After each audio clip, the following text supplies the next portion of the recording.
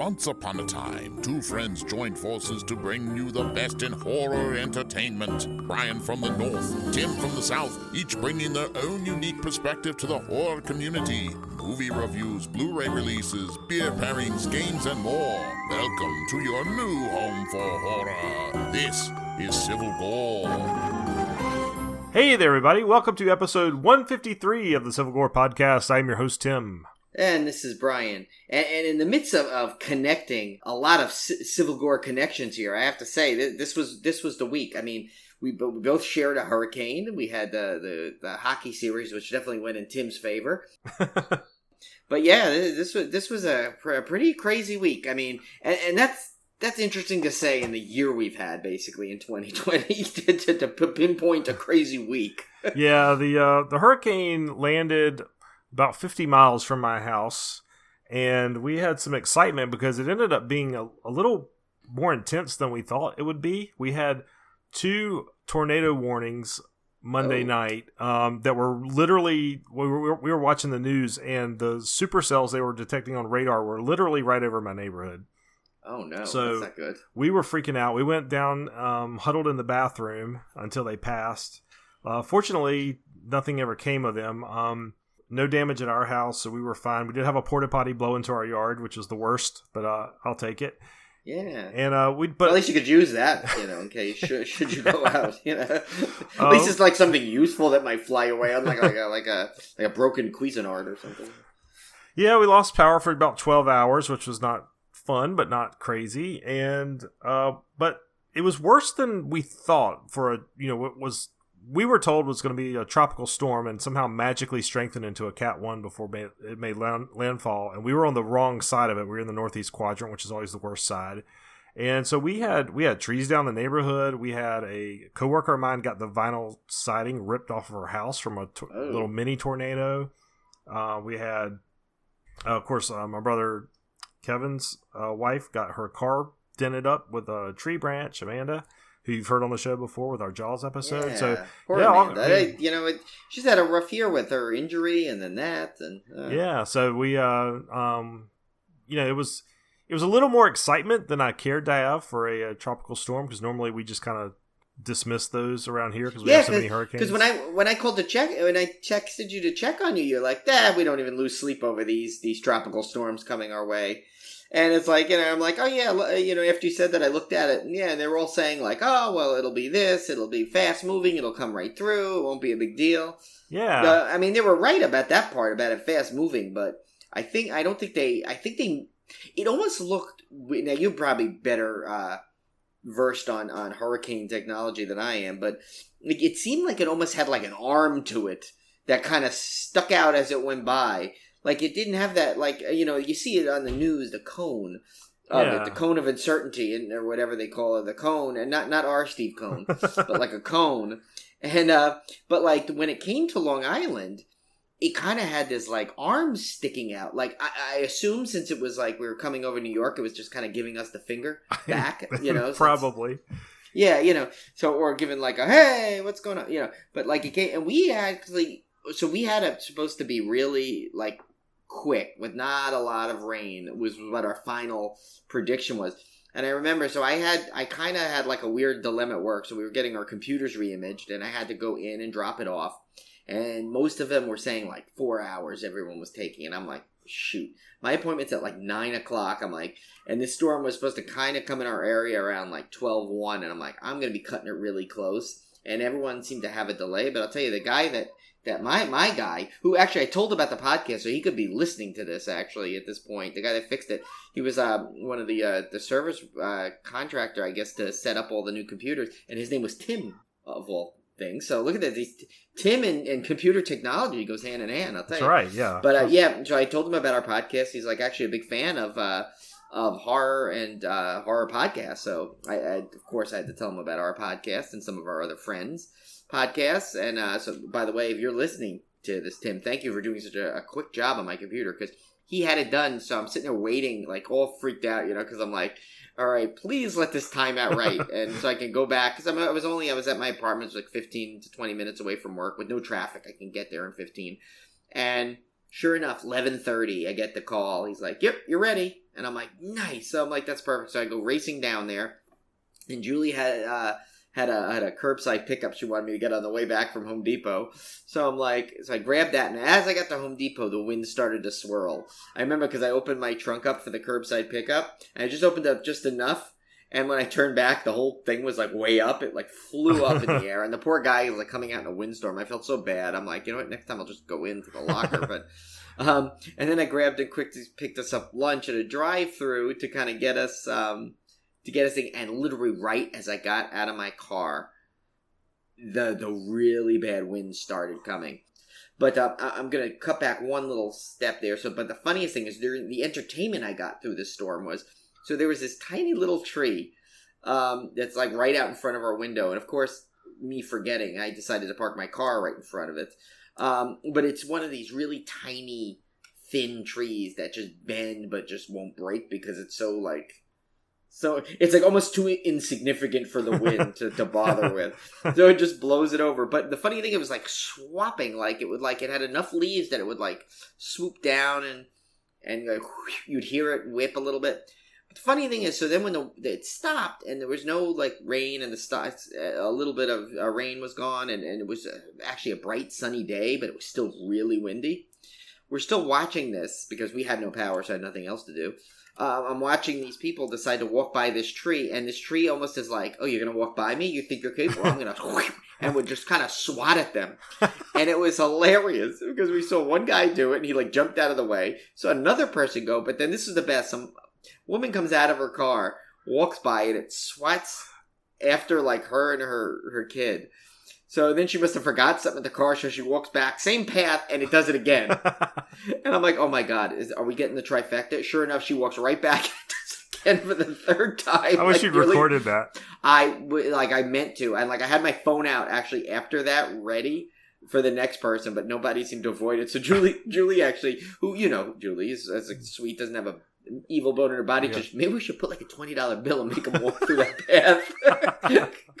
So I'm like, that might be a fun idea. It was funny because the reason we didn't have our movie clips, because I like to put the movie clips now in front of our pick of the week for dismemberment.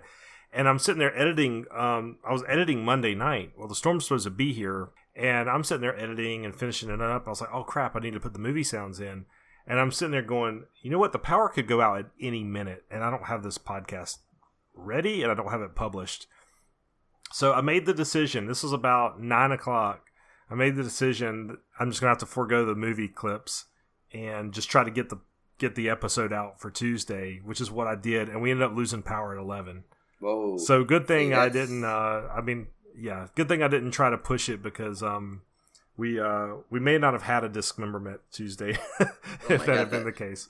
The prophetic Tim comes through again. Yeah, so that's why, unfortunately, I didn't have the fun movie clips in front of the picks of the week this time. But we screwed up one pick of the week anyway, so you weren't going to get the full compliment anyway. So yeah, plus, I mean, we did have an epic exchange in there, which I think will make up for any lack of extra.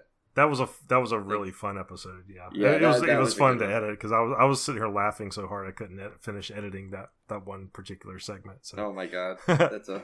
All right, well, I guess we should get right to our first chop. So let's take it away. All right, so unfortunately, some sad news. It seems like, again, we're going through that streak where we're having to report sad news at the top of our first chop. But this one was particularly sad because it was the beloved Wilford Brimley, who was did not have a lot of horror cred, but he has a significant role. He had a big one, though. Yeah, a big one. A significant role in The Thing, of course. And a beloved spokesman for many years on oatmeal and diabetes. Yes. And that kind of thing. So, sad to hear Wilford Brimley pass away. And again, not a lot of horror cred, but man, if you're going to have some horror cred, what a film to be in. Seriously. And, and he also had that, he's one of those guys that, you just saw in a lot of stuff. And you know what? You knew his face, you knew his voice, and I don't think I've ever heard anyone say Wilford Brimley. No, I mean he was even on Seinfeld. He played that great Postmaster General thing in there. So there's no way we couldn't even though like there is just like he has very limited horror cred. He's in one of the most obviously epic horror movies, one of our favorites, and one we've done on this show. So I think we had to do it. I mean, we had to mention him because, of course, in honor of the great Wilford Brimley, it's the right thing to do and the right way to do it. So we had to. But all kidding aside, that was done in out of love for one of the. I think. I mean, I hate to say character actors because he was more than that. Even though a lot of people claimed him. I've heard him referred to as a character actor, but I think he's way more than that. I mean, it was like I loved Cocoon, the movies. Yeah. I mean, and then Our House. I loved that show. Oh right! Oh my God, that's right. Yeah, I loved Our House. We used to watch that. I remember watching that with my grandparents. That was 86 through 88. We used to watch that show all the time. I absolutely loved him in that. So he was I just loved him in everything. He always played the curmudgeonly, old man, but I just loved everything he was in. Yeah, and then it's like it's like this year was hard enough, and now we're losing some of our favorites. I mean, and he's actually still got one upcoming project, believe it or not. I guess it's in the works that'll eventually come out. Yeah, he was working way on up until because he was 85, I think. I believe so. Yeah, I mean that's the one thing that not that any time to go is good, but when you at least he had a long good life, so it's like at least he you can't say it was it always seems like it's cut short, but at some level he's been on a lot of stuff. This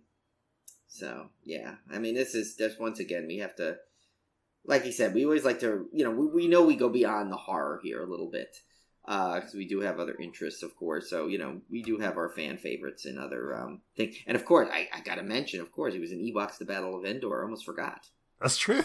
Star Wars cred. He's got Star Wars cred. Yeah. That alone would have probably got him on the list. Yeah, that's true. Yeah, that is true. So. All right, so Brian, I watched a ton of movies. You did? Damn! Wow, you put me to shame. Yeah. Although I may have watched one of the hottest movies right now out there. That one I did not see. I meant to watch that one so we could both discuss it, but I did not see the one you watched. Yeah, I'll go into it just brief enough that it gives us a taste, but doesn't spoil it for you. So, okay. So what I've been doing is kind of on the side. You guys have heard me talk about my 1,000 greatest horror movies list, which I got off Letterboxd. And it's nothing official. It's a person on Letterboxd compiled this from every best horror list they could find on the internet, basically. And then they put all these in. They put them in kind of some kind of weighted formula and then spit out this 1,000 horror movies list. And I kept it in a spreadsheet because I thought it might be fun to kind of go through it. Because it turns out I had seen 600 of the films out of the 1,000. So I had roughly 400 to go. So I've been trying to I'm not making an official project because 400 films that would be my project from here on out for the podcast. But I did want to just kind of do it on the side as a side project. And I've kind of been doing it more often lately because you just being kind of stuck at home. I'm like, you know what? Why don't I just kind of put a big dent in that list? So what I did is I went back to the old the Blu-ray backlog trick I used to do where I'd put in a random number and just let it pick for me. So I got a real odd mixture of films this time. The first one up was Candyman, Farewell to the Flesh. Now, I had probably seen this back in the day, but my rule when I was sorting the list is I would not count it watched unless I could significantly remember enough of the movie to be able to, confidently tell you I saw it. And I just did not remember enough of Candyman 2, as it's sometimes called, to say with confidence that I'd seen it. So I watched that one, and it's okay. I like the New Orleans setting, of course. It tries to stay very close to the original in terms of, even the actress they cast in the lead, it looks very similar to the actress in the first movie.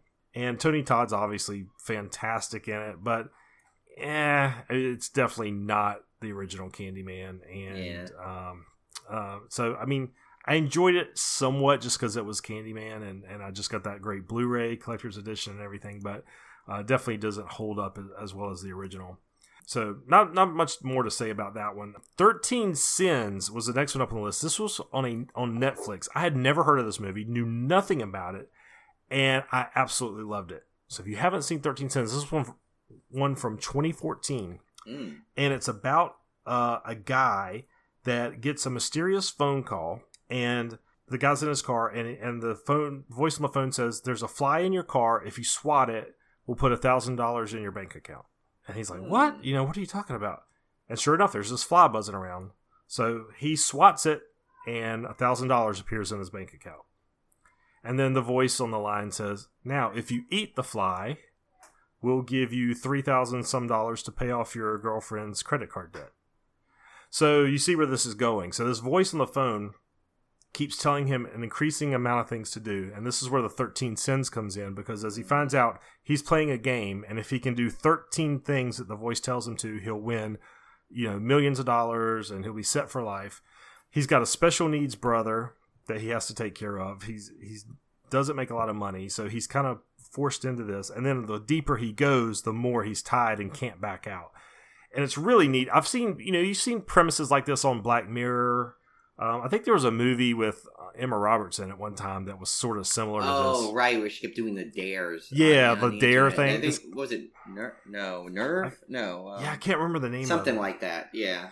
Yeah, it's similar to that. So, the premise is not completely original, but I just thought it was really well done. The performances are good, and the whole premise was intriguing, and it had a pretty satisfying conclusion too, which you don't always get in these movies that have these great premises. So I highly recommend 13 Sins. I really, really enjoyed that one. Oh, and by the way, just to show you my Emma Roberts cred, it was Cold Nerve. There you go. And then finally, I saved the best for last, Brian. Yeah. Howling 3, The Marsupials. This is the again, this is the Australian set entry in the Howling series, and this movie is insane. I almost wish I had saved this one for like a Civil War watch party. It is ridiculous. Yeah, I've seen this years ago. So. I can't tell if it's supposed to be a comedy or if it's intentionally comedic or what, but there's this werewolf girl in Australia, and she ends up hooking up with this human man. There's a couple of scientists that are on the trail that know about these lycanthropes that they're trying to study. And it gets weird. Like if you want to see a woman with a kangaroo pouch, this is your movie. There's a Alfred Hitchcock type sleazy director that's like obviously a parody of Hitchcock that's in it. The effects are horrendous. It's one of those movies that's almost so bad it's good. I can see this one definitely being a cult favorite. And I don't know, I kind of liked it because it was so horrible that I kind of enjoyed it. So I would, if you have not seen Howling 3 and you just want something insane to watch on a Saturday night, I'd give it a whirl. It's not good, but it's good if you give it a whirl.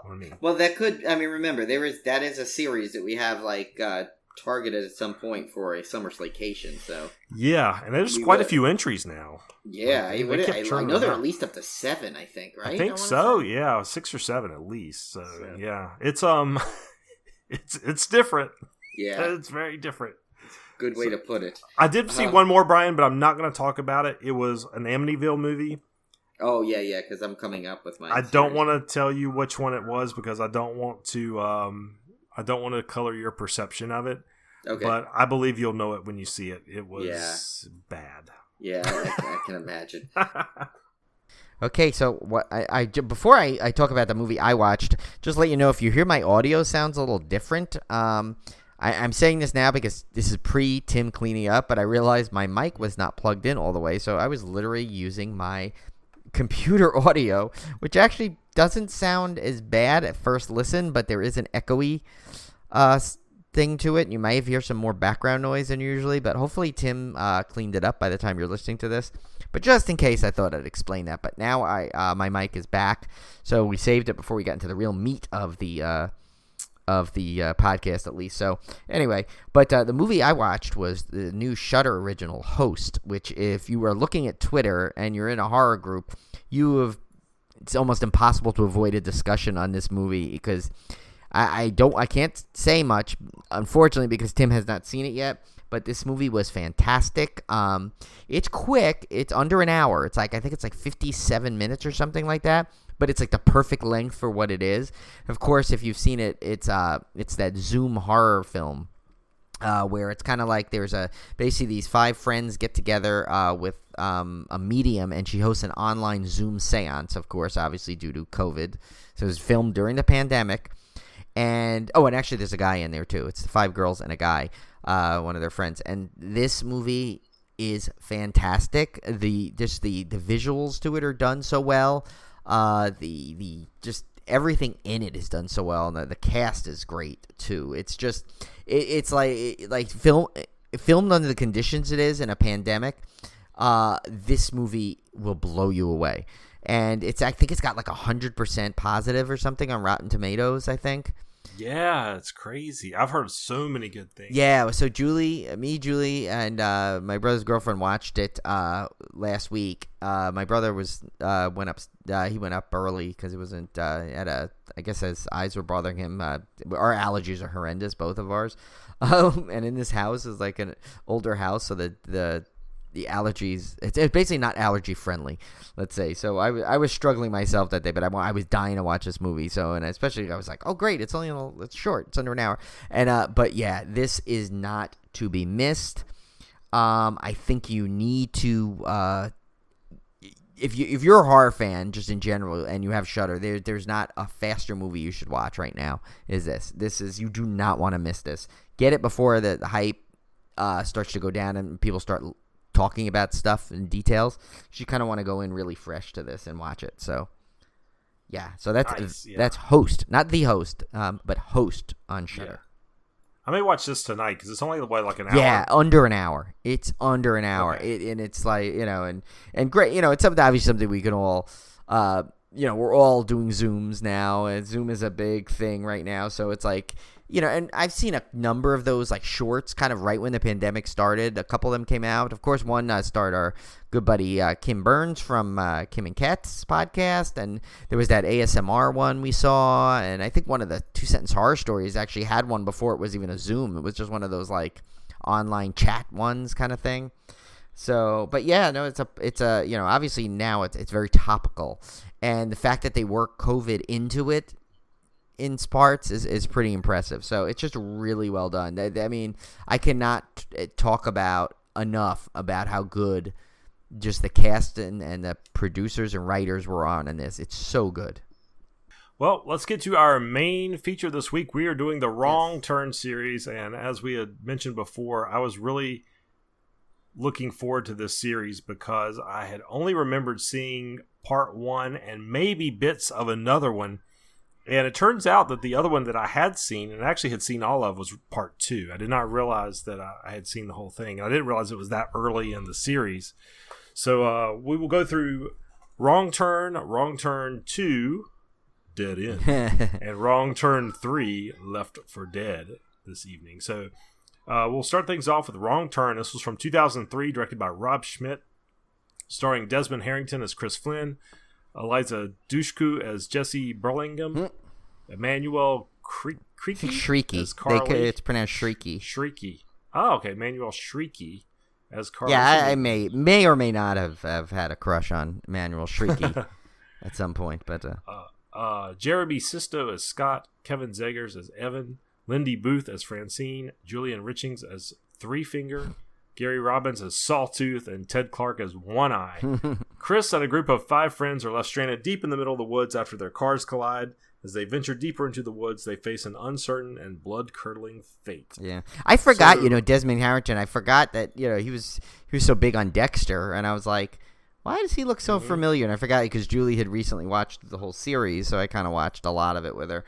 And this one had a very interesting cast in it because it had some big names in it, that people you'll know. And for what is essentially a slasher, turned out, I mean, this is that adds something to it when you got some big players in there like Jeremy Sisto, who's always been one of my favorite actors because I think he's phenomenal.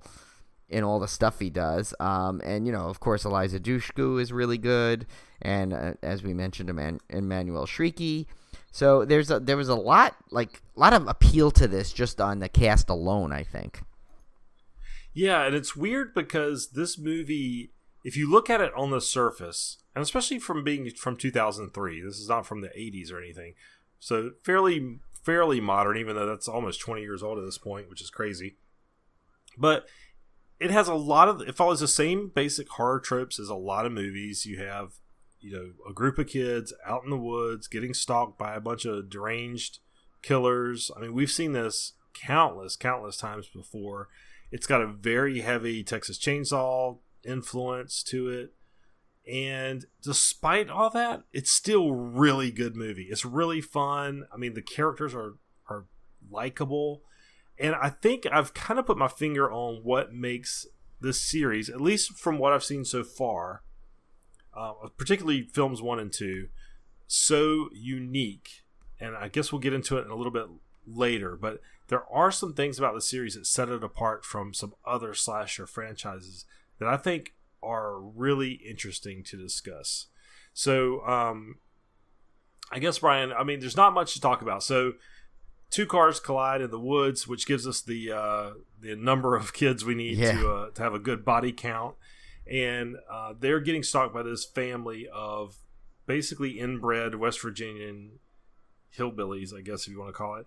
Now, Brian, I will say that if you remember back in the front of the movie, one of the characters states that he's headed to Raleigh. Right. So he's driving through West Virginia trying to get to Raleigh, North Carolina.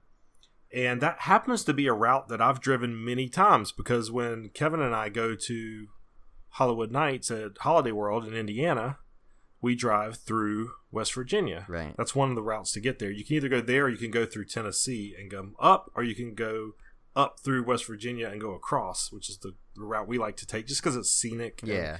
And, you get to drive through West Virginia, and plus all you see on interstate. Yeah, but I was really impressed with this movie's accuracy about West Virginia. I'm just kidding. There goes all our West Virginian listeners. I'm just kidding. I just wanted to sneak that in there just to be mean. No, I'm kidding. I love West Virginia. It's a beautiful, beautiful state, and I love driving through it. But I just thought it was funny because he was going to Raleigh, and I make that trip so many times.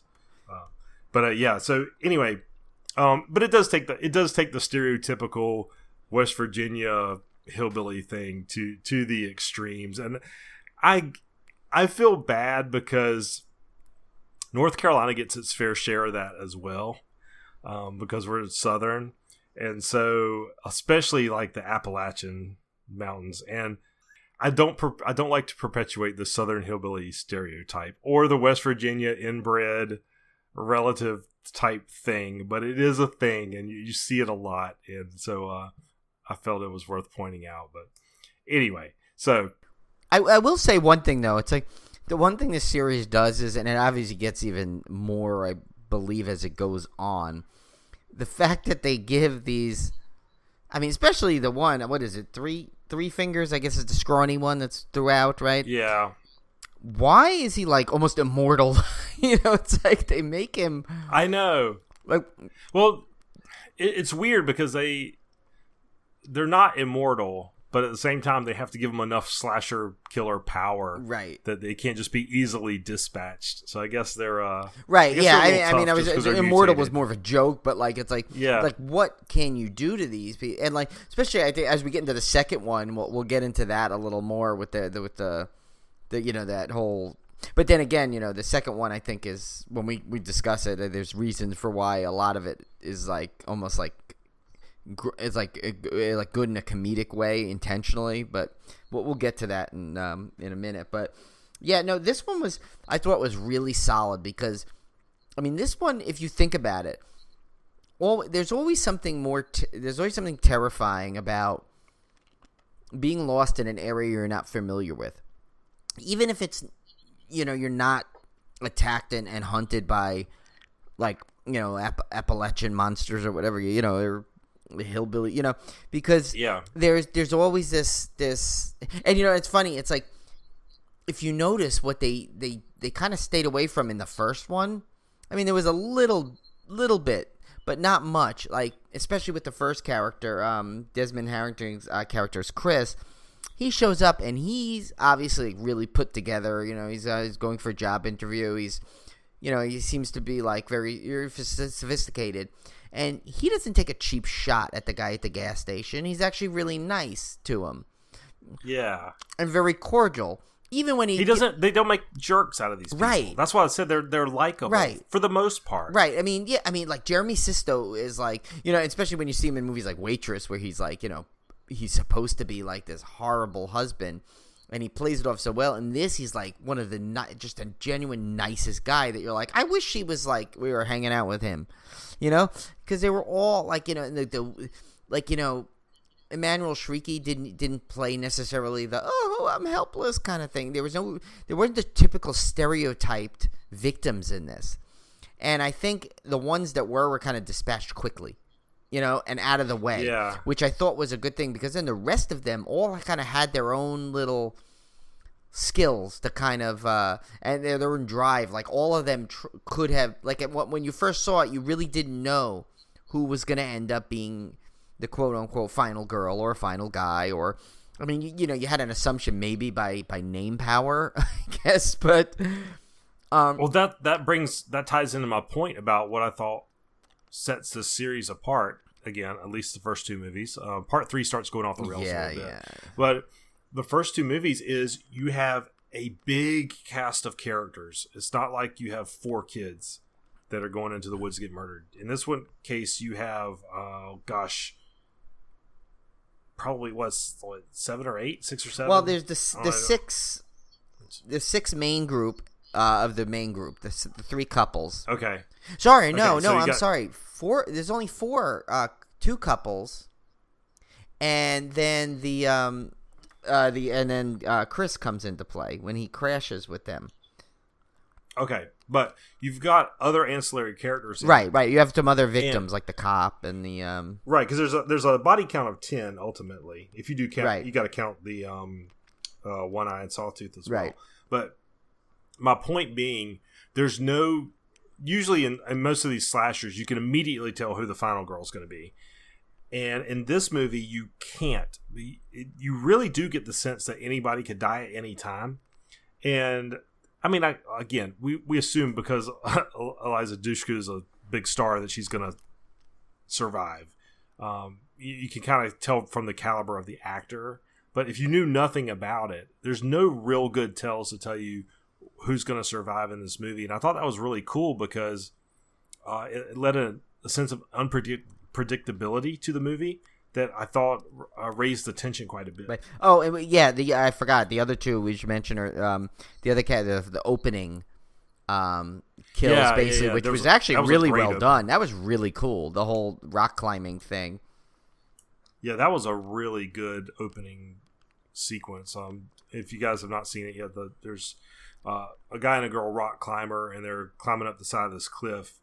And when the guy finally gets to the top of the cliff, kind of out of sight, he's murdered by one of the, I don't know what to call these guys. I keep calling them hillbillies. Yeah, I mean, as far as I know, I don't remember them ever giving them a family name, even though that's I'll just say mutants or whatever. Yeah, he gets killed by one of the mutants and tossed down, and then she's like drug up by the rope, and there's a whole like frantic sequence there. I thought it was really, really well done. Yeah. I'd actually forgotten about that after seeing this movie. Right, and there's almost that fear of like just the rock climbing portion, but you kind of realize they're not as high up as it looks. You know, 'cause she falls, and obviously she's okay. So yeah, but it does lend. There's a bit of unpredictability to it, and it carries over into the sequel, which we'll talk about in a minute, where you have this huge cast of characters, but you don't really know who the lead is. They spend enough time with each of them that you kind of get the feeling that any of them could end up being the victor. And in this case, there is not just a final girl. There's also a final guy. It's a final couple. Yeah. And that's kind of unique. And it seems odd for that to be surprising, but it just goes to show how formulaic most of these movies are, that it is a surprise when a guy survives to the end. And maybe the only criticism I would give this movie, and I hate to sound like a criticism because equally a guy or a girl should be able to end up in the end of a horror movie and survive. Right. It shouldn't be set in stone that one or the other has to survive. But I do wish that Eliza Dushku's character had been a little more a little less damsel in distress, because basically the guy saves her in this movie. Yeah. I mean, she does some, but it's not like normal, quote unquote, typical horror movie where the final girl is the one that fights back and really saves the day. In this one, she pretty much had to have the guy bail her out. Right, but then she fought. Like when she did fight. And I will say, at least they kind of gave her like a little bit of an interesting like backstory. You know, like she had that guilt because it was, all her friends basically, they were all out there because of her, because they were trying to cheer her up. So it's like, she has that guilt. So they kind of you can kind of give it like a little bit of a pass because she was, kind of going through an emotional thing. And, she did fight back when she needed to after she was untied, I guess. But then when she had to fight and kind of save him, she was there. She didn't like run and necessarily like cower or something. Right, yeah. So I don't know. It was definitely it's a movie that's way better than it should be. Right. Really. And it's probably not a surprise that it spawned all these sequels, because it's just a really solid first entry. And I mean, even if you go and look at reviews, it scores very high for a movie of this type. Right. And so I really like this one, and it paved the way for 5 more sequels. Yes, and I guess, is there another one coming? Yeah, after 6? there is. I thought I heard rumors to that effect. Yeah, there is. I think there's a 7 in the works. I don't know what the status is. I mean, everything probably got pushed back for a while now. Of that caliber, because of COVID. And slasher films are kind of hard to, social distance during. So it's although Scream is supposedly kind of still on schedule. So. Yeah, and I think the Neve Campbell rumors are probably going to turn out to be true, that she's right. Well, Courtney Cox did, so her rumor was true. So. Yep. So I think that I'm really looking forward to that. Yeah. So I guess we should go through some of the trivia. Yeah, we'll just go through a couple on each one. Just 3 or 4 or something like that, just to kind of give you a little bit. Let's see. I thought this was interesting. The female lead character, Jessie Burlingham, was named after the heroine in Stephen King's novel Gerald's Game. I didn't know that. I'm a Stephen King fan, but I didn't remember her name in the novel. But that's pretty cool. Yeah. Well, here's one that's kind of interesting. So it's kind of what we talked about a little bit. It said into pre-production when McElroy, which I guess is that oh no, he's not the director. He must be one of the writers. He goes. I guess he said had decided to drop the idea of Chris Flynn's victim company being late 20s adults in order to attract the teenage slasher horror crowd. He set Jessie Burlingham and her best friend Carly and her other friends to the age of 19, setting them as college teenagers still in their freshman year of higher education. The decision came about when referring to the scripted opening of the film, in which rock climbing college teenage couple Hallie and Rich are subsequently killed by the Mountain Men. So the Mountain Men. There you go. That's what they were. Okay. Yeah. So they basically they kind of wanted to give. It's interesting that they were going to be more adult, and if you look, they act like more adult in a lot of scenes than they would have college kids. So that kind of makes sense. They never changed the dialogue, I guess, to match. yeah, they do skew older, and maybe that's another reason I kind of like this one, because again, the characters don't come off as so annoying, and not that I think young people are annoying, but. You know what I mean? Most of the characters in these horror films are meant to be unlikable so that you're okay with them dying. But I've always thought the exact opposite. I feel like it's much scarier if you care about the characters and don't want them to die. Right, like it's kind of a weird reverse psychology there. I don't get the idea that you make characters likable so that you're okay with them dying. Yeah, I think it's the exact opposite. Yeah, no, and I didn't like. Yeah, I didn't really care for that. The two couple that were like breaking all the horror tropes in one little sequence there. But other than that, the 4 main, I liked all of them, and I was rooting for them, and it's fun they kept them together for a decent segment in the film, and they kind of all like. Oh, yeah, I did want to point out that's one thing I forgot to mention was there was a significant section of this movie where they're all stuck in a tree, which I thought was cool. Yeah. That was I've never seen that before in another horror movie where you basically had an extended sequence where they're stuck up in a tree. Yeah. From these people. There's actually a lot of like height instances in this movie between the rock climbing when they're in the tree and when they're in that watchtower. Which you think about it, the watchtower, how terrifying is that? You're up there and then you realize they catch it, they set it on fire. Where are you going? It's like, where on earth are you going? And I like that as later in the third one we'll get to. It's one of the parts I liked about the third one. It was when they referred to that actually watchtower and they kept in continuity of it burned down. So that was that was a nice little touch. That is cool. Yeah. But I guess really there's not a lot of facts in there. There's really not any other interesting ones. So yeah, so we'll move on to the sequel, Wrong Turn 2, Dead End. This one came out 4 years later in 2007, directed by Joe Lynch. And that's what I was going to get to. The Joe Lynch factor of this, because you could tell him and Adam Green are in the same plane of the way they like to do horror movies, and it shows. This could have easily been an Adam Green movie. That's where it really could have, yeah. Yeah, good observation. This one stars Erica Learson as Nina Pappas. You recognize her, right? She was in the Texas Chainsaw remake and Blair Witch Book of Shadows 2. Yeah. Or sorry, Book of Shadows, Blair Witch 2. Sorry, had it backwards. The great Henry Rollins as Dale Murphy, which is funny. I used to have a girl in my high school named Dale Murphy, and then also a baseball player, right? Yep, and the character that John C. Reilly played in Perfect Storm was Dale Murphy. There you go. A lot of Dale Murphys running around. Texas Battle as Jake Washington, Aleska Palladino as Mara Stone, Daniela Alonso as Amber, Steve Braun as Jonesy Lewis, Matthew Curry Holmes as M, Yan K. Crystal Lowe as Elena, Kimberly Caldwell as Kimberly, Wayne Robinson as the Old Timer, Ken Kirchinger as Pa, former Jason Voorhees. Yeah. Ashley Earle as Ma, Clint Carlton as brother, Roralie Teo as sister, and Jeff Scrutton as Three Finger. A group of reality show contestants find themselves fighting for their survival against a family of hideously deformed, inbred cannibals who plan to ruthlessly butcher them all. Yeah, and that's the thing. This one got really more cannibal. They advanced to pure cannibals in these movies. But actually, another thing I was going to say is funny. Yan K. Crystal Lowe, who actually goes by Crystal Lowe most of her career, she is actually in another one of our Summer Slaycations series. She was in the Final Destination series coming up. So that's cool. Interesting. Okay. She's like, it's like the summer of Yen K. Crystal Lowe. This one was when it first started. I remembered seeing it, but I didn't remember enough to know whether I had really enjoyed it or not.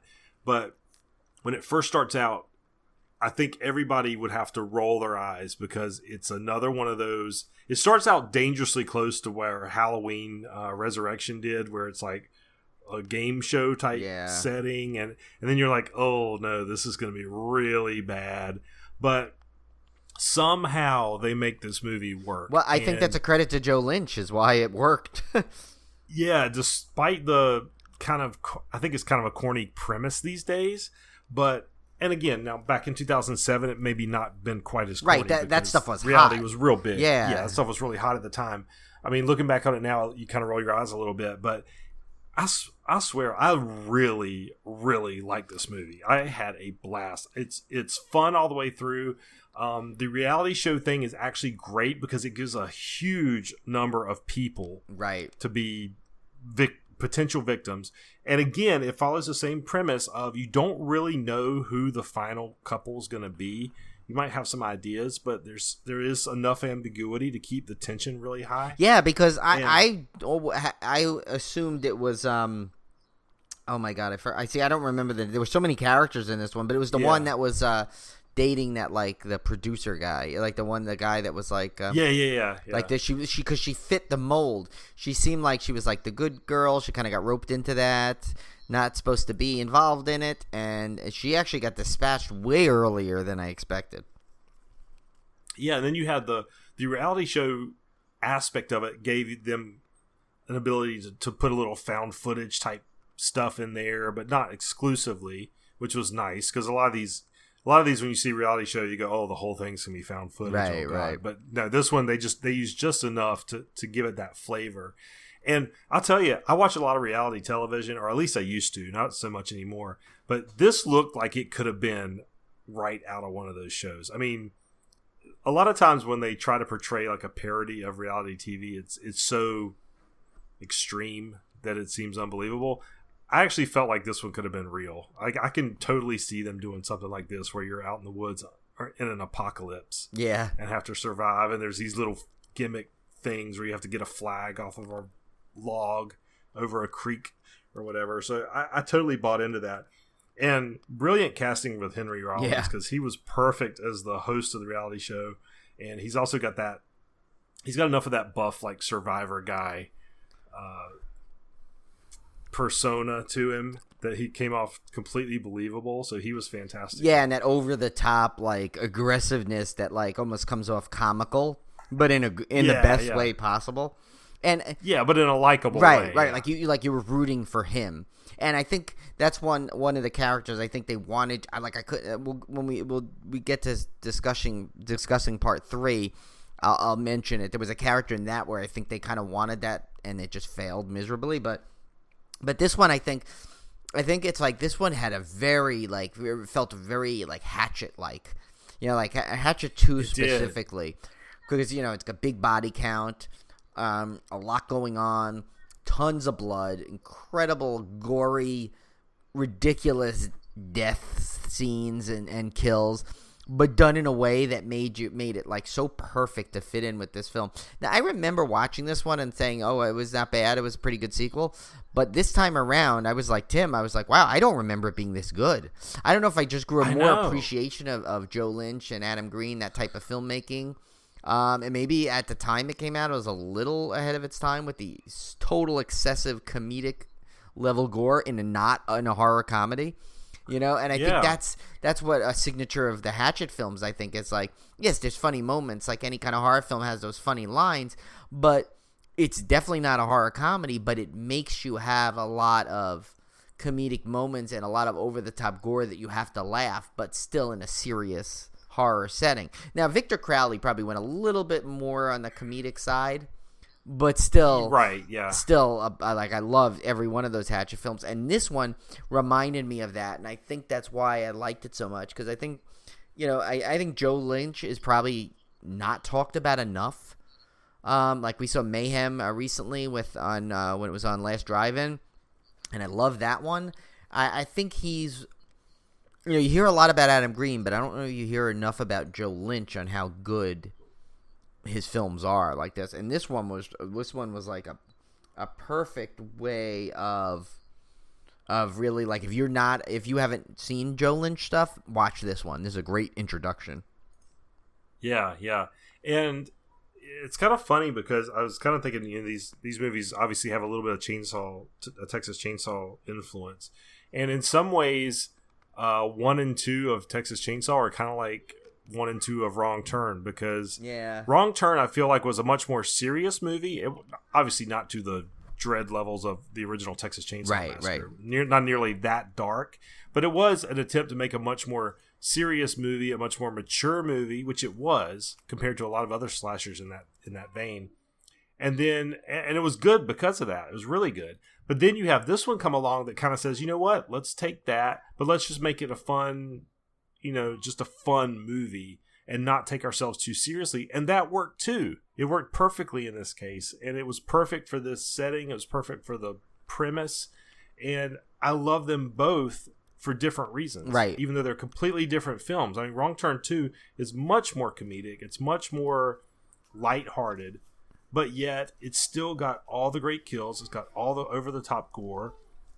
It's still got some great performances in it. So, yeah, it's just funny to see two different directors bring two different approaches to it, and it still works. Right, and and it had that, like, and again, like Texas Chainsaw Massacre 2, you got a lot of that crazy, like, family vibe, and you saw really how wacko this group is, Yeah. Now, I will say my one small criticism of it was that I felt like they almost showed too much of the family because the makeup. I don't know, the makeup effects for me in this one of the family was not great. Right. And in the first one, they didn't show them as much, and I thought it made it a little scarier. In this one, I think they almost showed too much, and that might have been to its detriment.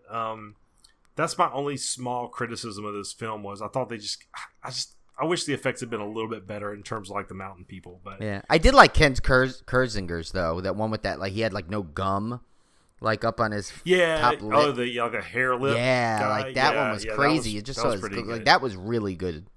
I thought. Yeah, but other than that, I mean that's a minor nitpick for this movie because everything else about it I really loved. I was almost having a hard time putting this one below the first one in terms of my ranking. I've got to think about it a little bit before we'll do our final rankings at the end of the series, where we'll really talk about it. But man, this one was close. Like I really enjoyed it, and it's hard to say because both films are good. But like I said, they're both good in different ways.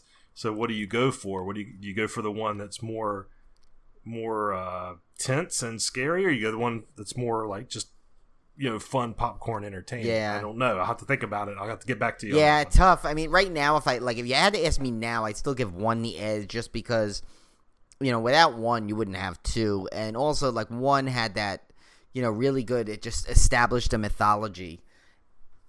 And, that, like, from that point, it led a blueprint and kind of why, like, at some level it gave, you usually say once you lay it out, sometimes the sequels are, easier or harder to make depending on how faithful you want to be to the original movie.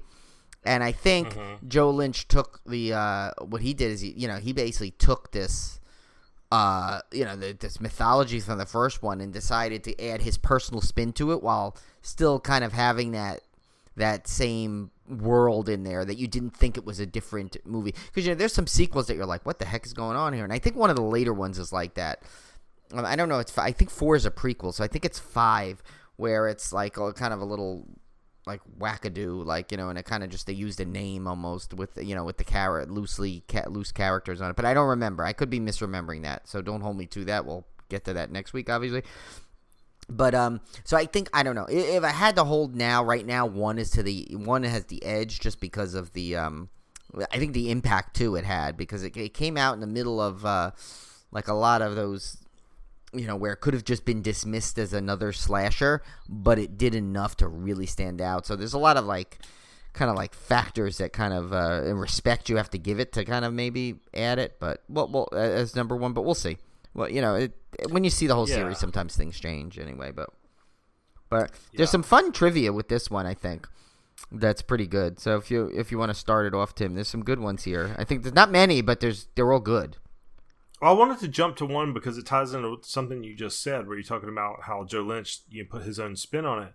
And one of the trivia here was that he wanted to have even more inbred characters in the film, but he couldn't because he couldn't really fit them in. There was already too many of them. So you could tell he was going for the more is more philosophy. Like, just throw more and more, which a good sequel should be. It should be more of what you loved about the original. And I thought he did a fantastic job just upping the body count, upping the mountain men, upping the gore. Everything about this movie was a level above the first one in terms of just the abundance. Yeah, I mean, if you want to go for sequels, and like horror sequels are tricky, and especially when you're up to the crazy ones. But if you look at it, like, not all films were able to do that. Some of the biggest iconic ones, it seems like, have done it, but like Halloween, I think, did it. I think Friday the 13th absolutely did it with a great sequel follow-up. I'll even say, I mean, Nightmare on Elm Street, I think, was that's a debate because that one was so different compared to the other ones, but I still loved it.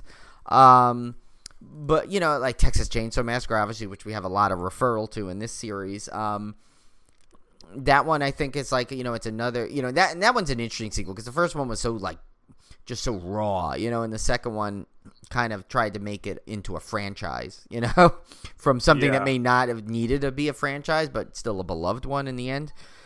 So, so that's why I think what was so good about this is all those things you said. And here's the next trivia piece. is going to show again to support that how much Joe Lynch was involved in this, making this great movie. He edited his own teaser trailer in March of 2007 with music from from composer Barry McCreary and released it exclusively to DreadCentral.com after being disappointed with the first teaser Fox released a month before.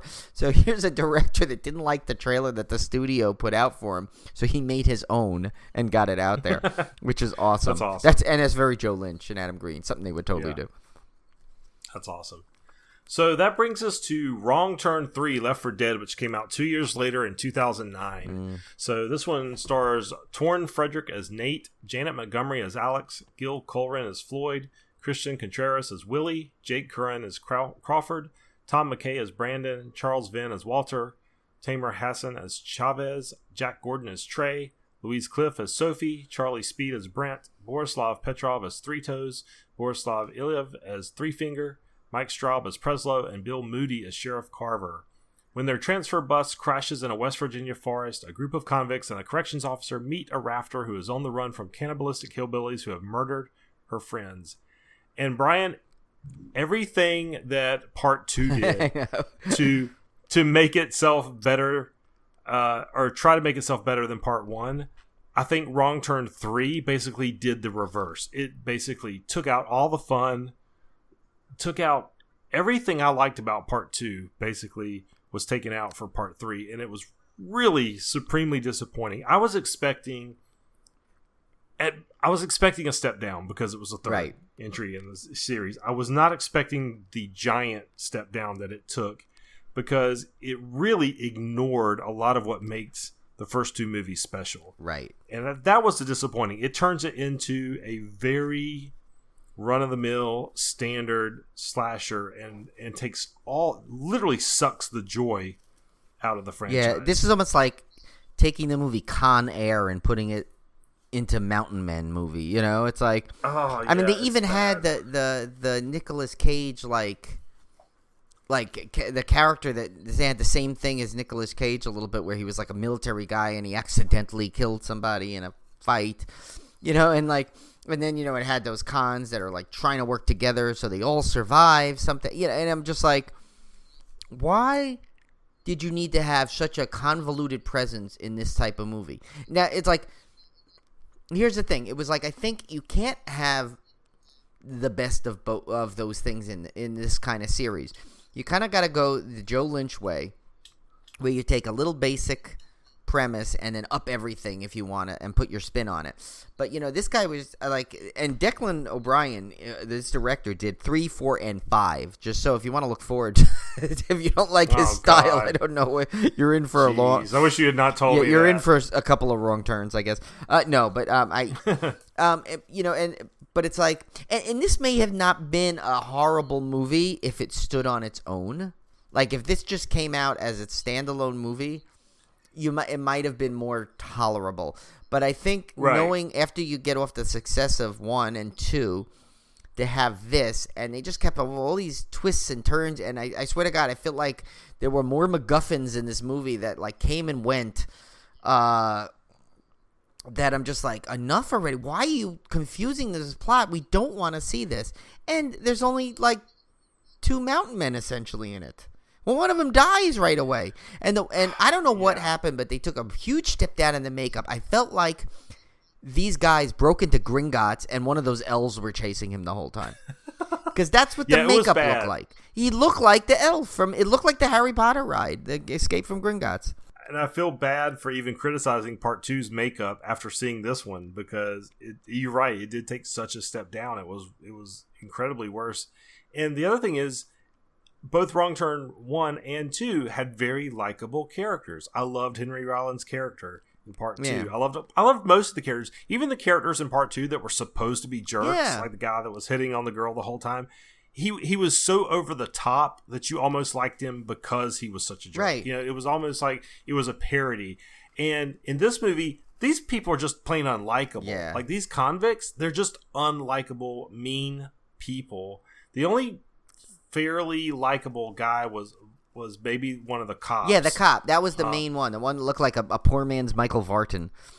Yes, exactly. Yeah, that was the only guy that I was kind of like, rooting for because you could tell he was like a good dude.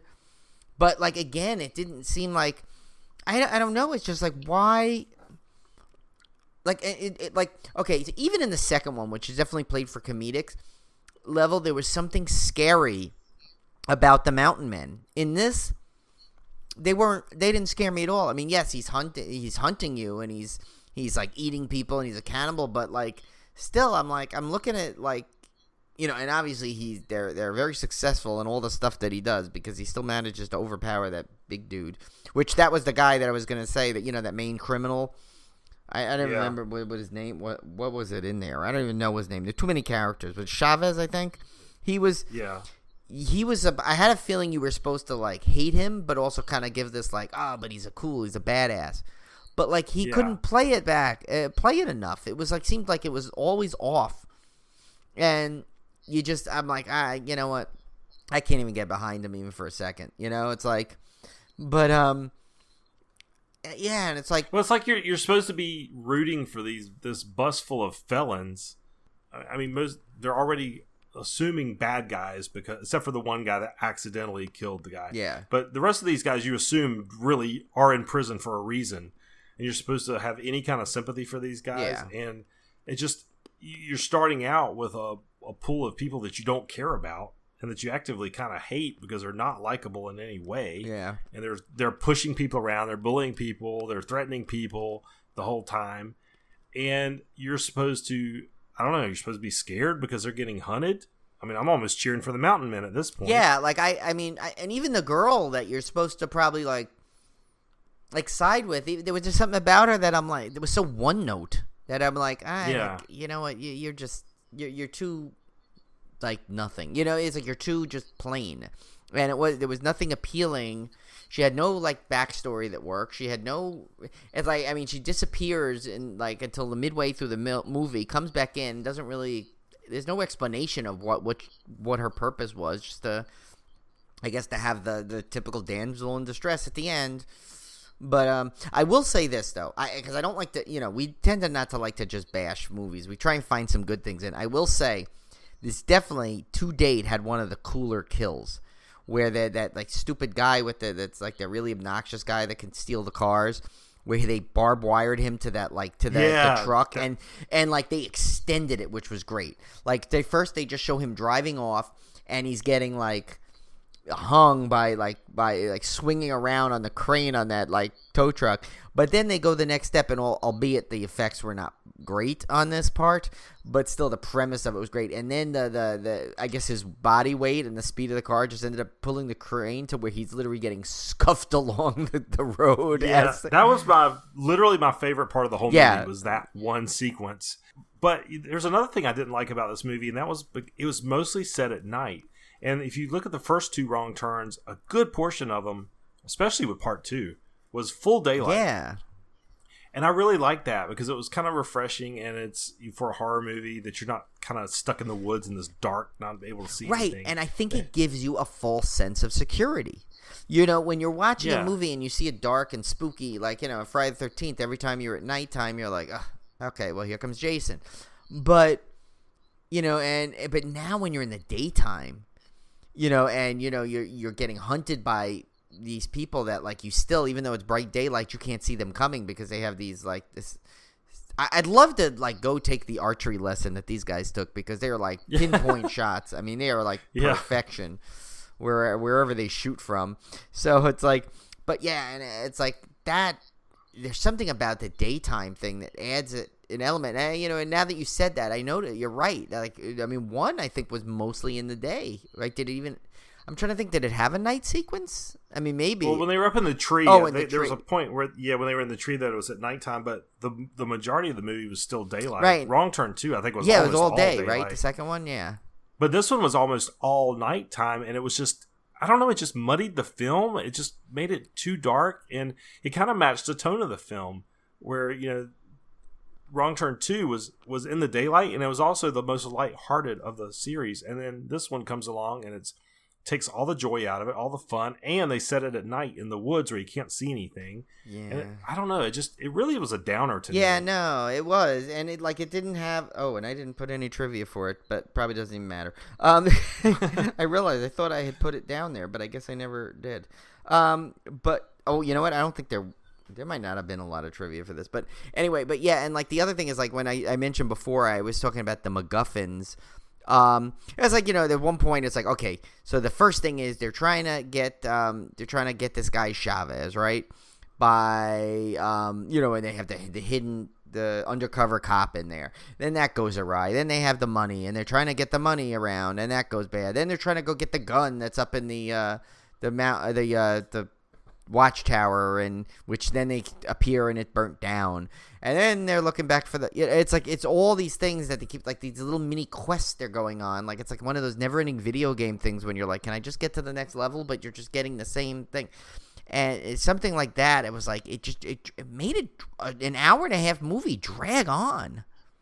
Yeah, I was starting to get bored by the end of it. I did look about a couple trivia. Yeah, I did see a couple. There was a few here. And it said it does have the highest body count of all the series, but it also has the lowest mountain man count with only 2 seen on screen. Yeah. So it's it did have a Wilhelm scream though. I picked that out. I'm pretty good at picking out Wilhelm screams. If you guys don't know about that, the Wilhelm scream is a famous scream that has been used in countless movies. It was like a piece of stock audio. And once you hear it, go look up Wilhelm scream. Once you hear it, you'll know it, and you'll start hearing it in literally almost every movie you watch at some point. So I did pick that one up. Yeah. But I don't know what else to say about Wrong Turn 3. It was a big step down for the series, and let's hope that 4 and 5 are better, because the Declan O'Brien actually did not write this one. He did write 4 and 5. Oh, okay. So let's hope he's a better writer than the writer of Part 3. I do know. I remember 4 was the one I said. Remember, it was like in the hospital. I remember one. So it's a prequel, and it's actually not a hospital, but it's a sanitarium supposedly. So. I don't know. It goes back, and I remember seeing that one. And I just remember that one was like a lot of. I remember there's a lot of nudity and craziness in it, but I don't remember much of a plot to it. So, but I saw this one. I saw that one a while ago. I think right after it came to cable the first time. So, but we'll see. Yeah, let's leave the first part of the Wrong Turn series behind and see what we have in store next week. But let's turn our attention to the beer pairing. And Brian, you came up with a fantastic one. This one is actually called Wrong Turn, and it's an IPA. It's from 10 Mile Creek Brewery in Helena, Montana, and it's 7%. And here's the funny description here. It says, Wrong Turn is made for people who take the path less traveled. Cottywomple that is what we do. So go ahead and take a wrong turn and see where you end up. Fortunately for Tim, he ended up at Part 3, but that was the wrong turn this series. Yeah, Tim made a couple of wrong turns, and that was it. No. Yeah. Now we do have another listener question. In fact, we got tons of listener questions. Oh, apparently they're all from people named David, so I think that's the only requirement. You have to be named David. Yes. But the first question we're going to do is from our good friend David Terry, which was fantastic to hear from him. David, we probably owe you. Yes, we owe you 2 at least. I know I've been bad with that. My email box literally has like 800 unread emails. Most of them, yes, probably spam, and most likely ads and things and newsletters. But so that's how far I've been behind. So I apologize. We will definitely get back to you. It's summer's a crazier time sometimes, especially lately with stuff going on. So. Yeah, and then after that, our good buddy David McHugh has sent us a ton of questions that we're going to get to, and I think we'll just pick out, obviously as you guys send questions in, we'll pick from the lot, but we got a good stockpile now of really, really good questions. Yeah. Some of them are like, I was like looking already, and I'm like, I don't even know how I'm going to answer this one. All right, so the name for this segment Cody suggested, thank you Cody, and is a loving tribute to our good pal Joe Bob Briggs. We are calling it Fan Topic Food. Yes. All right, so David Terry asks, what is your favorite motion picture genre besides horror, fantasy, sci-fi? And I think he even went in and asked what some of our favorite movies, or if you could just pick one movie. I'm going to tell you right now, I can't just pick one favorite movie. Yeah, I have too many. There's no way. I've been a movie buff all my life. I took film class in college, which broadened my horizons even more. And I'm talking, even though I run a horror movie podcast, I watch movies from all genres. Right. And I always have, and I always will. And I love classic movies. I love modern movies. Yeah. I love comedy, drama, history, war, action. I mean, anything. Documentaries. I love documentaries. So we even like musicals. Musicals. I love musicals. So if I had to pick a genre, though, outside of horror, fantasy, sci-fi, I think it would have to be comedy. Yeah, and I was gonna say you have to. I mean, look at like the basis of some of the most quoted lines we do are all from comedies. I mean, and I think in honor of that question, this year I think we definitely need to put that on the calendar as a bonus episode of us doing maybe even if it's possible to do a watch party of it of Planes, Trains, and Automobiles. But yeah, no. As far as comedy goes, I mean, I can't even tell you how many that I mean. I wouldn't even be able to pick one. I mean, there's so many from so many different time periods, you know, throughout, and and there's like everything. There's subgenres, so there's like different types of comedy. You know, there's like the slapstick. There's the really smart, talky comedies like a Kevin Smith movie. You know, and it's like So it's like it's hard to pick. I really don't think, and I'm not trying to. I could probably speak for Tim on this. We are not trying to cop out of this answer. But by the way, that was not a funny movie. Cop out. But I don't know if it's hard to pick. I mean, there's so many. Like all the Mel Brooks movies I love. And where do you begin? And where do you end? You know, it's hard to pick a favorite. I could give you 5 or 10 of my favorite comedies of all time. Let's do that. So, Young Frankenstein. Hands down, one of my favorite comedies. Isn't it Frankenstein? Frankenstein. That'd be a good one for us to do because that's technically horror. we could squeeze that one into the horror. You've got Ferris Bueller's Day Off. Oh yeah. One of my favorite of all time. Planes, Trains, and Automobiles. Obviously, one of my favorites of all time. Ghostbusters. Obviously. That's another one. That's another one that could be technically in the horror. Yeah. National Lampoon's Christmas Vacation. Yeah, actually, all the vacations, in all honesty, for me. But Christmas Vacation's my absolute favorite. I mean, so I could probably name you 20 or 30, but Pee-wee's Big Adventure. Oh God, yeah. Would be another one. I mean, these are movies I quote, if not daily, at least weekly. Yeah, something out of one of those movies. Probably so. I mean, there's Midnight Madness, and also that other one that I think you have to watch, the one that Cohn got me to order from Vinegar Syndrome, the Pandemonium, which is a fantastic kind of horror spoofed comedy. I mean, like that. I mean, comedy's definitely got to be the next genre. We'll say that we could probably be definitive of that. I mean, our podcast obviously has a lot of humor. Right. We think it's funny. I don't know if you guys do, but. I'm sure someone out there does, but we try to inject some humor. So obviously, comedy is a heavy influence. And I mean, UHF is another one of my favorite comedies. By the way, I'm not ashamed to admit it one bit. Yeah. Oh no, I love UHF. Yeah. I'm probably forgetting like a ton of. Well, and think about it, Tim. What we literally named a horror challenge. Topic after Pee-wee's, I mean, with the fruit please. So I mean, I mean that alone should have clued people in. It's like we love it, and like we told you that story. We basically spent hours of driving home from the New Jersey Horror Con quoting Planes, Trains, and Automobiles. I mean, there's another one too. If you think about it, Gremlins definitely got a big comedic slant to it. It's still more probably that fantasy thing, but there's a lot of comedy involved. Yeah. I think Joe Dante just in general has that, but yeah. And there's other genres I like too, but like action movies, I love James Bond. I love Mission Impossible series. I love the Bourne series. Any of the John Wick or like the 3 John Wick movies are some of my favorite action movies of all time. So my wife loves action movies as well. So anytime that we sit down for like a date night, we can watch a movie. 9 times out of 10, it's probably going to be an action movie or a superhero movie because she loves superhero stuff too. So we Transformers, any of that, like that stuff, like I eat it up. Any of the kind of the Marvel movies, the DC movies, the Transformer movies, the any of the action series, I love all of that kind of stuff too. Yeah, it's yeah. I mean, I think yeah. I mean, it's kind of hard when you ask a cinephiles like us, you know, to like, well, what's your favorite? I mean, that's like, how do you ever answer that? And because, I mean, granted, if you ever actually ask me what my favorite movie of all time is, I will always answer Empire Strikes Back, because that's, you know, obviously Star Wars movies are my favorite, and that's my favorite out of all the Star Wars movies. So I have no qualms about being, you know, not being confident and giving that answer, but there's so many other genres where I love good Quentin Tarantino movies, of course.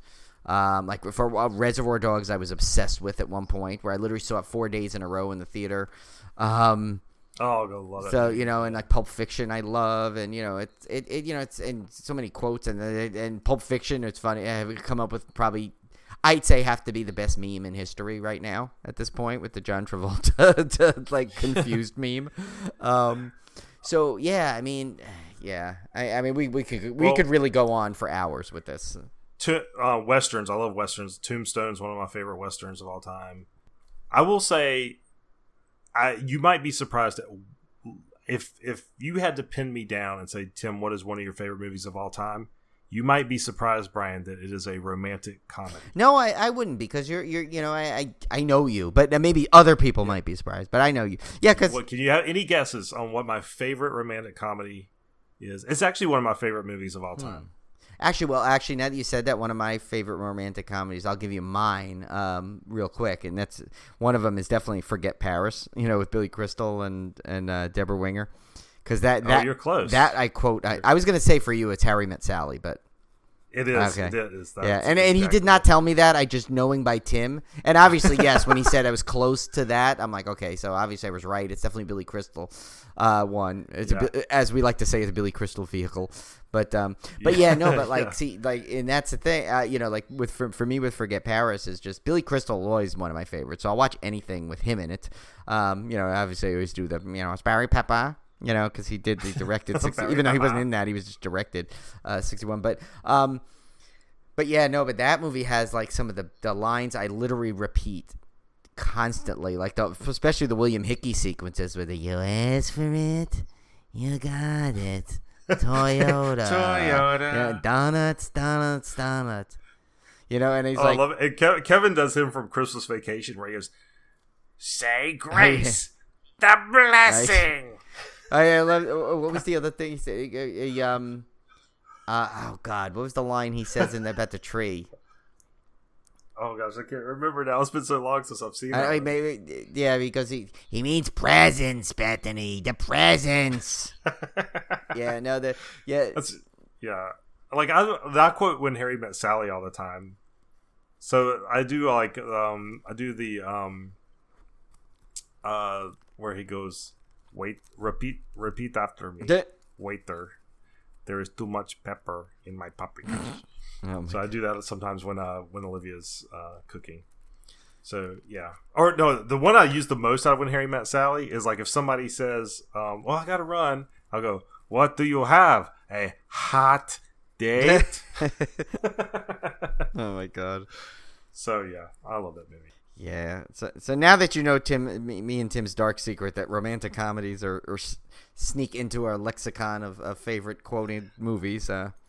I'm not ashamed. I love romantic comedies. Yeah. I love love. I actually love Actually. That's one of my favorites. Oh shoot, I'll say I like The Notebook. Yeah. That's not really a romantic comedy. That's just a romance. Yeah. Well, I'd like a lot of people, like, you know, they don't consider, like, you know, it's they really even say it's like, you know, which is 500 Days of Summer is one of my favorite movies of all time. And that's, you know, it may deem, like, some people think it's a romantic comedy, but obviously when you see it, you know that it's a lot more substance to it.